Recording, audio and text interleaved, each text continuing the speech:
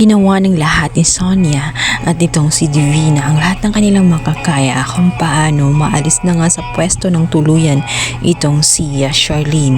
Sinasamantala nila ang pagkakataon.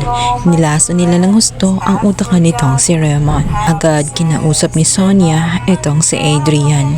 Kahit wala naman talagang motibo si Raymond na hiwalayan ang kanyang asawa, sadyang pinangunahan dahil gusto talaga ng bruhang impaktang matanda na maalis na si Charlene dahil siya ay mata pobre. Nagulat si Adrian nang bigla na lamang sabihin nga nitong si Sonia na kung may gusto umano siya dito kay Charlene ay kunin na umuno niya sapagkat wala na umanong pakialam ang pamilya niya sa kanya.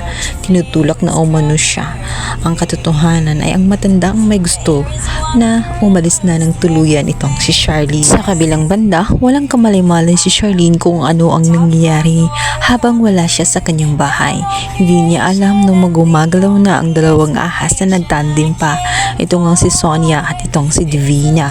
Samantalang siya ay hindi na alam ang gagawin. Masakit sa kanya na nawasak ang kanyang pamilya. Natanong niya ang kanyang kapatid kung ano ba ang kulang, may nagawa ba siyang mali.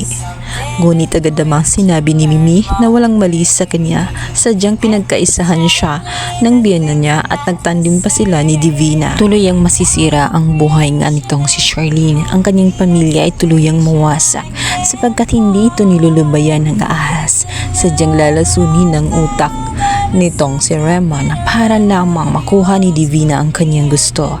Siya ang nagmungkahi at nagsabi para lalong mainis itong si Raymond. Sinabi umano nitong si Adrian na sasampahan umano ng annulment itong si Raymond.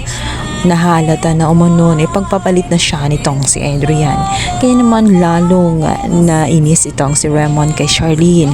Nasaktan ng gusto itong si Raymond at hindi niya matanggap na pinagpalit umano siya dito kay Adrian. Kaya naman nagpakalango sa alak ito hanggang sa nagwala na nga siya ng tuluyan. Sasamantalahin naman ito ni Divina sapagkat patutulugin niya itong si Raymond sa kanyang bahay. Samantala, malalaman ni Charlene ang sinabi nga nitong si Sonia dito nga kay Adrian, kung saan nagugulat siya kung paano magagawa ng kanyang asawa ang ganong bagay. Napaka-imposible. Kaya naman agad-agad napasugod ng di oras itong si Charlene. Hindi siya makakapayag sa ganoong gusto nga nitong si Raymond kung saan magpa-file ito ng annulment. Subalit nagugulat siya sapagkat wala roon itong si Raymond at agad niya itong hahanapin sa bahay nga nitong si Divina dahil alam niyang wala itong ibang pupuntahan kundi sa kanya. Nung una ay i-deny ni Divina hanggat sa tuluyan nitong hihilain papuntang kwarto na siya ikakagulat nga nitong si Charlene sapagkat naroon ang kanyang asawa, nakahubad na nga.